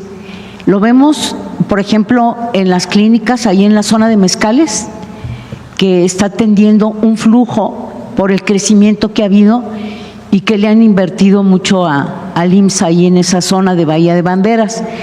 Y ya que está también del ISSSTE el director, decirle que recientemente estuvo el delegado David Sánchez del ISSSTE Jalisco, lo que no había pasado en el pueblo, en un poblado del municipio de Mascota, que es Pueblo Mágico, que llegaron con todos los servicios para la población. Así de que si a veces criticamos, pues también en este momento que tengo la oportunidad y la gente de Jalisco y de Nayarit sabe lo que estoy diciendo, que es así. Bueno, en esta forma de establecer diferencias, Presidenta, no quitamos el dedo del renglón en lo que tiene que ver con las playas. Y le mandan los colectivos de Bahía de Banderas. Yo lo imprimí, me di a la tarea de imprimirlo, a lo mejor que no le dé lustre aquí a la cámara, pero es un atlas patrimonial de todas las playas, de las que están abiertas y de las que no lo están. Aquí está el atlas y esta es la tercera generación de ambientalistas, abuelos, padres y ahora hijos, y aprovecho para que ya con la tecnología, Diego Álvarez, que hizo junto con el colectivo este atlas, se lo envía, yo se los voy a dejar digitalmente, pero aquí está ilustrado para que puedan, tiene una señal para que vean cuáles están cerradas y cuáles están abiertas. Aquí, por aquí lo dejo. Y precisamente hace 2 fines de semana, San Pancho, Sayulita, se unieron todos los ambientalistas para abrir la playa Malpaso. Esta playa que por desarrolladores, estos desarrolladores que todavía no entienden que tienen que cumplir con la ley, Presidenta, y que se quedaron acostumbrados, y porque hay una historia de saqueo de las playas nayaritas, de Jalisco también, pero ahorita voy a hablar de Nayarit, desde la época que mucho se ha hablado aquí de Ernesto Zedillo. Ernesto Zedillo, con lo mismo del Fobaproa que benefició a muchos con playas. De lo que viene siendo Corral del Risco, sacaron a la gente a golpes. A mí me tocó como reportera cubrir una historia muy triste. Yo creo que ahí es donde la gente de Nayarit tomó esa rabia, ese coraje para defender las playas. Hay un texto que me gustaría leerle rápidamente acerca de cómo fue hecho este atlas. Dice: hecho con cariño y con amor a México, el apoyo a Mujeres Unidas, un colectivo, a los colectivos nayaritas, a Playas Unidas, pues a toda la gente que defiende el territorio, a los periodistas valientes y a todos los representantes funcionarios que quieren y se atreven a defender a nuestra nación. Esa historia en Corral del Risco fue muy triste porque sacaron a la gente a la fuerza con la autorización de este personaje, de Ernesto Zedillo, y hoy está un desarrollo, un imperio en el que solamente la gente que puede pagar puede entrar ahí. Y por eso la gente se da a defender las playas, como ahora el acceso a Malpaso.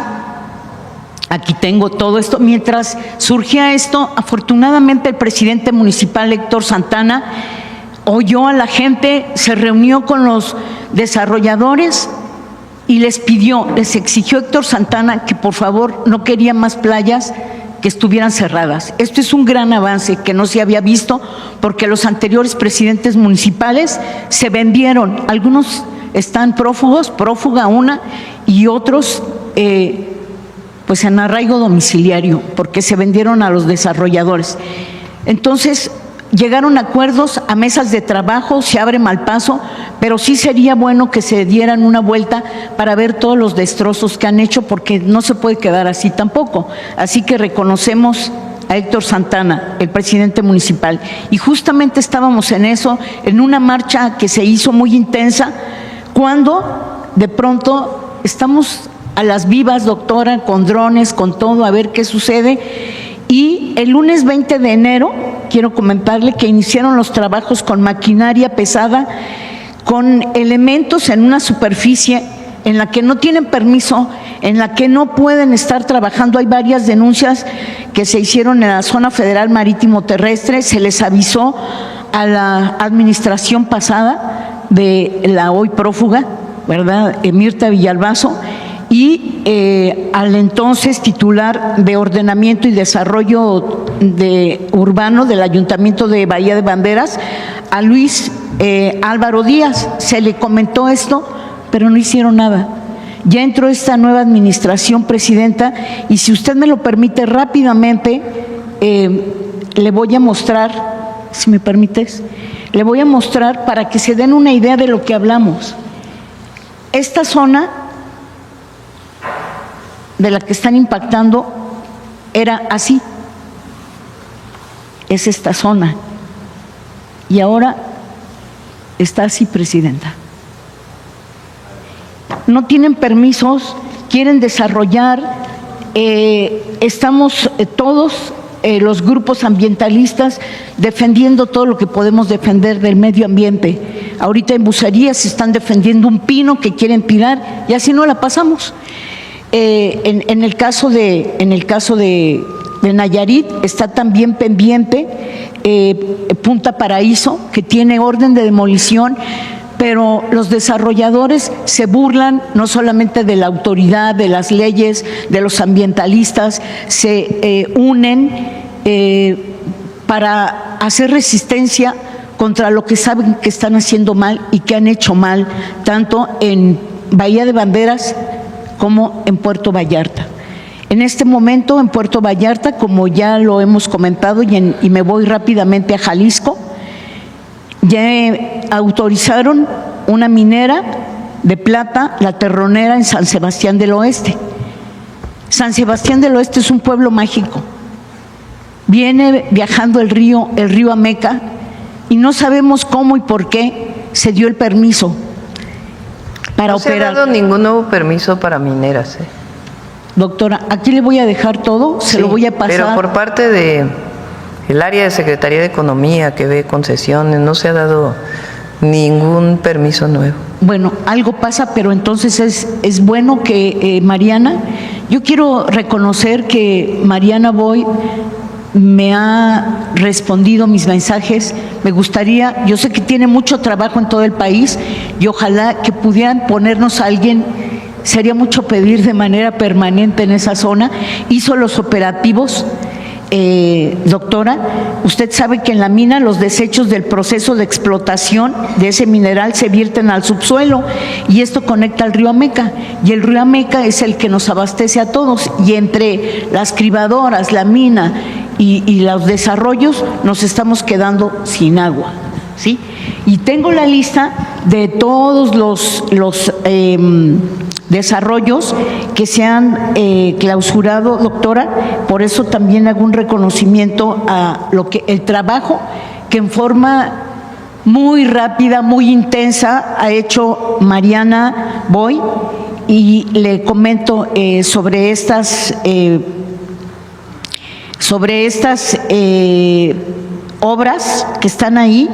Son demasiadas. Está, bueno, en la zona de metropolitana, que ya es otra cosa, está Iconia, pero en San Sebastián, la minera, en Vallarta, Harbor, Carmelinas, Tres Mares, Distrito Natura, son 16, son muchos, para no nombrarlos digo que son 16, ya han estado trabajando, y reconozco lo que ha hecho Mariana ahí en Puerto Vallarta, en Jalisco, pero también quiero comentarle algo, si me permites. Muchas gracias. si me permite, por ejemplo, aquí le han dicho mucho sobre varios desarrollos, en particular de Carmelina. Dijeron Carmelitas la vez pasada, pero es Carmelina. Estos desarrollos están desafiando las leyes, al gobierno federal, a la Profepa, porque aunque se emitió la orden de demolición, se fueron ¿a qué? A un juez federal 12 de distrito en el estado de Baja California, Javier Flores Padilla, que otorgó una suspensión federal para que continúen con los trabajos. ¿Cómo es eso? O sea, va la Profepa, trabaja, nosotros trabajamos, denunciamos. Hay muchas historias de jueces que aún con amparo siguieron trabajando minas y no se hizo nada. Entonces, aprovechando del 1 de junio... De hace tiempo, Sí. Por ejemplo, la minera San Javier allá en San Luis Potosí. Sí, entonces por eso es importante traer todo esto, que la gente en el país sepa, que la gente de Jalisco... ¿Por qué no hacemos una cosa? Está Mariana Boy, obviamente, que es la directora de Profepa, y también Ileana Villalobos, que es subsecretaria de Semarnat y que atiende tanto las zonas federales como todo lo que tiene que ver con impacto ambiental. Entonces, si te parece, las ponemos en contacto contigo. Sí, muchas gracias. Finalmente quiero comentarle que ayer que estaba yo aquí, los amigos, gente de la tercera edad, están viviendo una situación muy difícil. Le comento rápidamente de 2 condominios en Puerto Vallarta. Están encajonando por el acceso a la playa a personas de la tercera edad. Son ciudadanos residentes de Vallarta que van a protestar el día de hoy por el abuso de un hotel que les está obstruyendo el paso hacia la playa. Están tratando de que, casi son todos de la tercera edad, tanto mexicanos como estadounidenses, mexicanos que se fueron a trabajar y hoy regresan a descansar a su país. Y quisiera que en este caso muy en particular también nos ayudaran, Presidenta. Y finalmente tengo un asunto muy pendiente que traje desde la época del presidente Andrés Manuel López Obrador, es el caso Mismaloya. Están muy voraces por la tierra, quieren desalojar a Mismaloya. Se ha llegado a un proceso en el que estábamos a punto de salir gracias a la intervención del entonces presidente Andrés Manuel, de un joven que trabajaba en Gobernación, Fernando Pulido Kim, que encontró el acta de defunción y con eso impidió un fraude procesal. Pero han cambiado las cosas. El joven que nos asignaron recientemente murió, Javier Velázquez, y tenemos un caso que la verdad tiene tiempo y se requiere nada más voluntad y decisión ya. Sabemos que hay muchos problemas, pero que ojalá también nos pudieran atender en este sentido. Sí, cómo no. Ella a través de Adriana, tanto con Semarnat como con Gobernación. Muy bien. Y finalmente, pues maestros también de Jalisco le mandan, maestras, que sí son maestras, les mandaron unas misivas para usted, para que las puedan leer, y aquí se las dejo. Muchas gracias. Muchas gracias. Gracias. Disculpe. A ver, acá. Gracias, Presidenta. Buen día. Óscar Zamudio para Saga 100 del Estado de Hidalgo. Ayer presentaba usted los pronósticos de participación ciudadana para la elección del 1 de junio, los cuales parecen más bien positivos. Saber si el gobierno está prevenido en el caso de que los maestros del CENTE quisieran sabotear algunas de pues las esperemos casillas. Que no. Y de todas maneras, pues nosotros no vamos a reprimir, también eso es importante. Ayer ellos comentaron que no quieren boicotear la elección, pues espero que sea así realmente. También nos han preguntado, Presidenta, que el domingo, como no va a haber esta vez PREP o esos resultados preliminares, saber cómo y cuándo se van a publicar los resultados de esa elección. Pues eso lo tiene que contestar el INE. Hasta ahora lo que han informado, a diferencia de las elecciones normales, bueno, para presidentes municipales, legisladores, digamos, la elección para el Poder Ejecutivo o Legislativo, sea estatal o sea federal, en la casilla se hace el conteo. que se cierra la casilla, ya no hay personas en la fila para votar, se cierra la casilla y ahí se sacan las boletas, se anulan las que no se utilizaron y empieza el conteo de por qué partido se votó en cada uno de los puestos de elección popular. En este caso, el conteo se va a hacer en los distritales, en los consejos distritales. Se va a hacer un conteo de cuántas personas votaron y después la urna se va a llevar al consejo distrital y en el consejo distrital se va a hacer el conteo. De acuerdo con lo que ha dicho el INE, van a ser determinado número de horas para ese conteo. Van a iniciar con ministros y ministras de la Corte y después otros cargos de elección popular. Ellos tienen que decir, de acuerdo a los tiempos de lectura y apuntes, hay observadores, en estos casos observadores independientes, que van a estar revisando cuánto tiempo para poder dar todos los resultados, incluidos los locales. Hasta donde no va a ser al día siguiente todo, sino que cada día van a estar dando distintos resultados. Es lo que ha informado el INE. Y todo se hace en una urna. A diferencia de las elecciones al Poder Ejecutivo Legislativo, si se acuerdan, uno vota y después para presidente pone uno en una urna, para diputado federal pone en otra urna, para senador pone en otra urna. Ahora no, todas se van a poner en una sola urna. Entonces en la casilla pues van a ver cuánta gente votó y después ya en el distrital van a hacer el conteo, es distinto. Entonces quien tiene que informar a la ciudadanía cuándo se van a dar a conocer los resultados, pues es el Instituto Nacional Electoral. De acuerdo, Presidenta. En otro sentido, han estado llegando inversiones internacionales a México. El día de ayer el gobernador Julio Menchaca de Hidalgo anunció una inversión histórica en nuestro estado de 117,000 millones de pesos. Es uno de los polos del bienestar, además, en el estado de Hidalgo. En este sentido y en el tema de salud, ¿está considerado entonces algún hospital metropolitano? Había por ahí un proyecto en la región de Tizayuca que pueda atender entonces a todo este desarrollo. Por eso se llaman polos de bienestar. El objetivo es que allí donde van a estar los empleos, pues cerca viva la gente y cerca tengan todos los servicios necesarios. Entonces, salió la publicación de los polos de bienestar que anunciamos el pasado jueves y el concurso de quién va a participar en esos polos, que son 14 primeros, sale en este mismo mes para que ya pues se inscriban. Y en el caso de Hidalgo, en efecto, él me ha estado comentando pues muchas inversiones que están llegando al estado de Hidalgo y ya estaríamos trabajando, si es que es necesario, algún hospital, escuela adicional. Incluso lo que queremos es que haya centros de investigación ahí donde están los polos de bienestar. Reportaban en la región de Tizayuca y sobre todo en el municipio la falta de, no es suficiente la atención en términos de salud, de ahí mi pregunta. Y por otro lado, Presidenta, en un tema de deporte, también en el estado de Hidalgo, en el Mundial de Clubes 2025, los Tuzos del Pachuca es el único equipo que estará participando. Saber si la CONADE tiene previsto o tiene alguna estrategia. ¿Cuál? Otra vez, perdón. El Mundial de Clubes 2025, los Tuzos del Pachuca son el único equipo mexicano. Toluca, por cierto.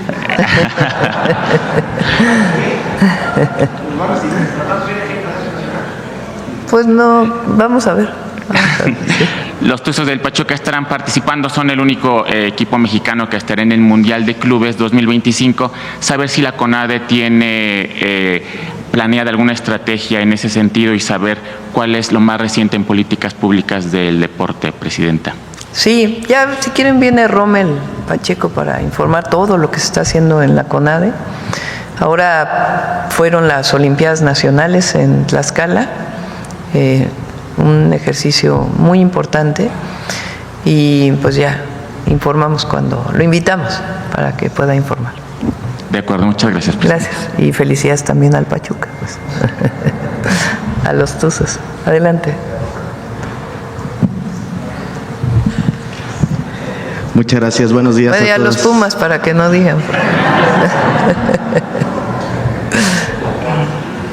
Adelante. Muchas gracias, Presidenta. Buenos días, Julio Sánchez de Uno TV. En primer tema de la elección judicial, quisiera preguntarle en este contexto de que pues, lo que se busca es eliminar la corrupción que hay o la posible corrupción que hay en el Poder Judicial. ¿Usted apoyaría que se vote, digamos, en favor de quienes aspiran, pero que son candidatos precisamente del Poder Judicial a continuar pues con esa labor, por ejemplo, seguir pues siendo jueces? Bueno, la gente tiene que decidir. Yo no voy a orientar a votar por una u otra persona. Y la Constitución establece que hay personas que ya son parte de la Corte que pueden participar nuevamente y personas que no han sido parte del Poder Judicial que están participando para cualquiera de los puestos de elección popular. Entonces, a partir de la información que tengan, pues la gente tiene que tomar su decisión. De acuerdo. En el tema del impuesto sobre a las remesas en los Estados Unidos, usted decía ayer que se tendría entre los planes pues hacer algún tipo de manifestación que sea pacífica, conocer pues cómo sería, en qué términos. Ya lo vamos a informar.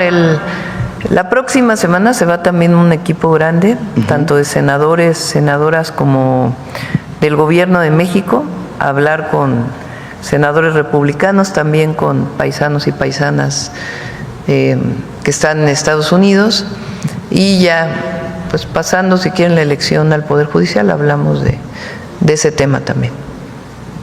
De acuerdo. Pero nosotros no estamos de acuerdo con que haya impuestos a las remesas, de ninguna manera.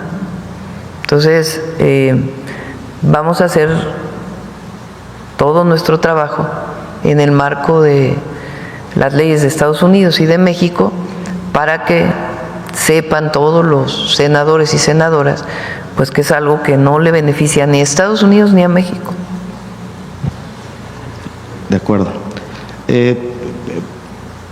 Preguntarle sobre el tema de lo ocurrido con el buque Escuela Cuauhtémoc de la Secretaría de Marina, si tiene pues actualización al respecto, si ya se permitió oficialmente a la Fiscalía de Nueva York pues hacer las investigaciones. Le pedimos a Marina que dé toda la información, por favor. ¿Se tiene planteado o se tiene pensado demandar de alguna forma por parte de México al piloto que tuvo... Hay que esperar la investigación, que plantearon 30 días. Okay. Pero hay que esperar el resultado. De acuerdo. Presidenta, hoy se publica en el Diario Oficial de la Federación la Dirección contra Organizaciones Delictivas de la Secretaría de Hacienda.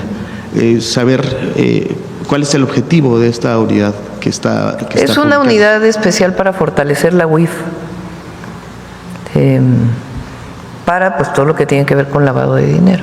Entonces estamos fortaleciendo la unidad de inteligencia financiera.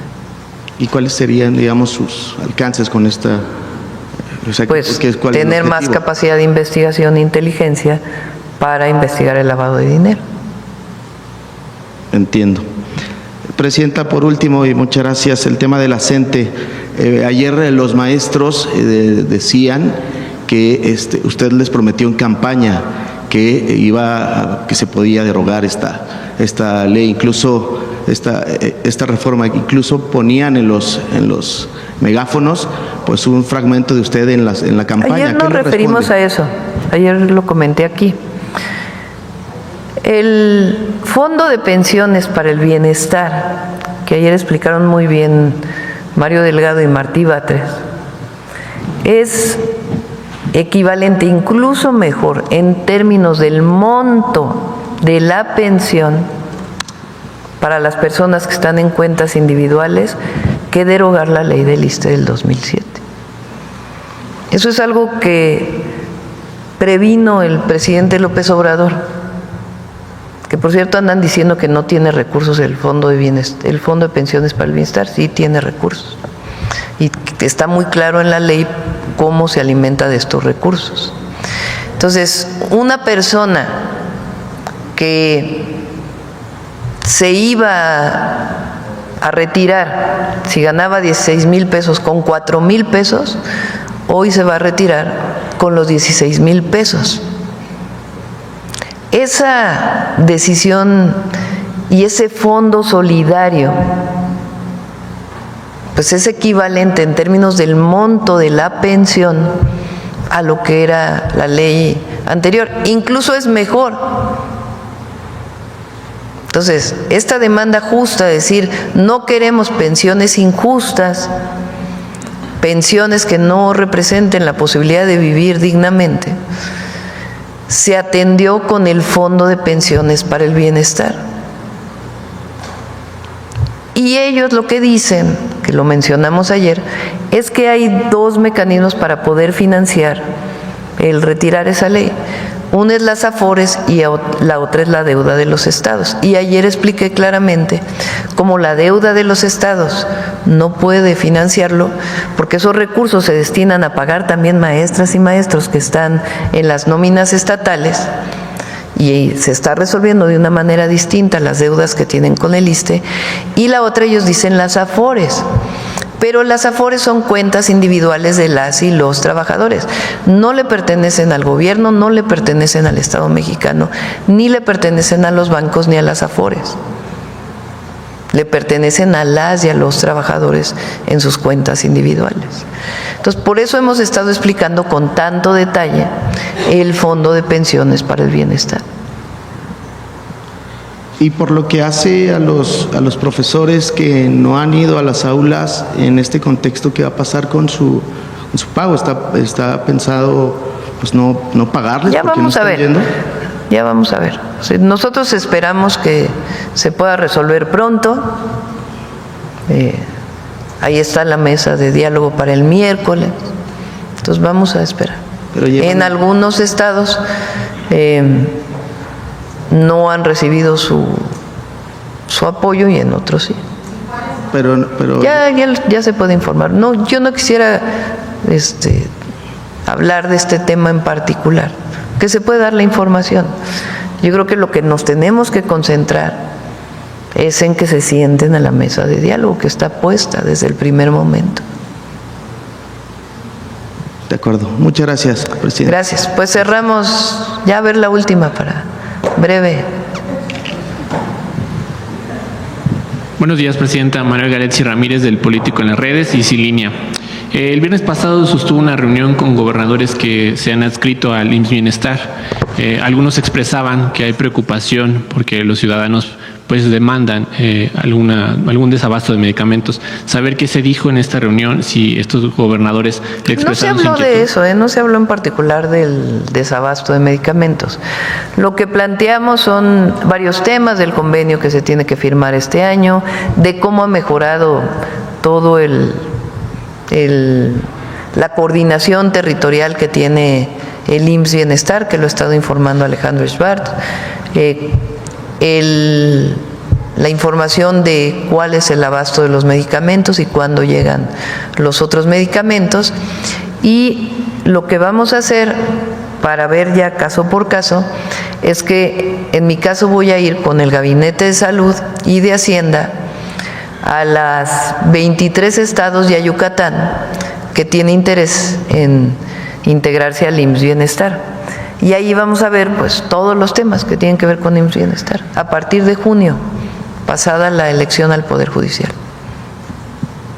Aprovechando también que están los funcionarios de salud, preguntarles si tienen conocimiento sobre un caso de falsificación de medicamentos oncológicos en Veracruz, particularmente de ciclofosfamida, vendido por parte de una farmacéutica, Flexafarm, al Instituto de Cancerología Estatal. Saber si conocen algo. En medios, en una publicación impresa, se difundió que incluso la Secretaría de Salud impuso una denuncia ante la Fiscalía y que hay funcionarios del Instituto Estatal de aquí. Es un tema que venía de la Auditoría Superior, ¿no? De hace tiempo, ¿no? Por lo que recuerdo. Lo revisamos y se los informamos. Y para finalizar, presidenta, regresando un poco a lo de la CENTE, algunos medios pues sean acostumbrados a también estigmatizar a los docentes, han estigmatizado un poco las movilizaciones de la gente. Usted ha pedido, pues, llamado a la imparcialidad, a que se tomen en consideración las demandas y que no se tomen a la ligera. Las demandas, pues, son desde 2007. Saber si usted haría un llamado a que no se estigmatice el movimiento de la gente. Yo hago un llamado al diálogo, a la gente, a que tiene la oportunidad de sentarse el miércoles con la secretaria de Gobernación, el secretario de Educación Pública, el director del ISSSTE, la Secretaría de Hacienda, para avanzar. Ese es el llamado que nosotros estamos haciendo. Y también, como lo he dicho, a que pues no tiene nada que ver la elección al Poder Judicial con sus demandas. Ese es el llamado. Ha pedido al secretario de Educación y a la secretaria de Gobernación que acelere las mesas de negociaciones, además del miércoles, para que se resuelva. Bueno, está abierta desde todos los días. Pero la petición es que se resuelva. Todos los días ha estado abierta la mesa de diálogo. Ayer lo que se hizo fue enviar un oficio para que no quede la menor duda de a qué horas y en qué lugar se está proponiendo la mesa de diálogo. No, con el secretario de Educación Pública, la secretaria de Gobernación, el equipo de la Secretaría de Hacienda y el director del ISSSTE.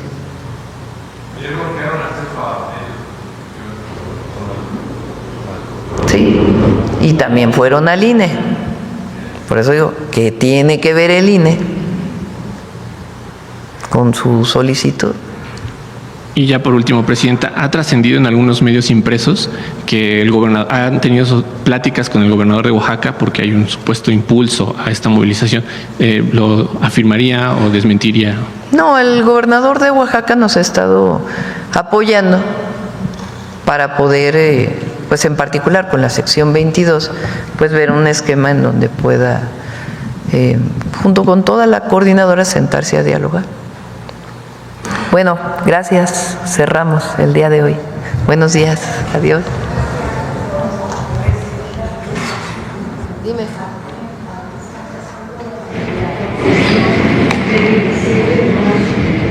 Ahorita si quieres dárselo a Pau y lo reviso.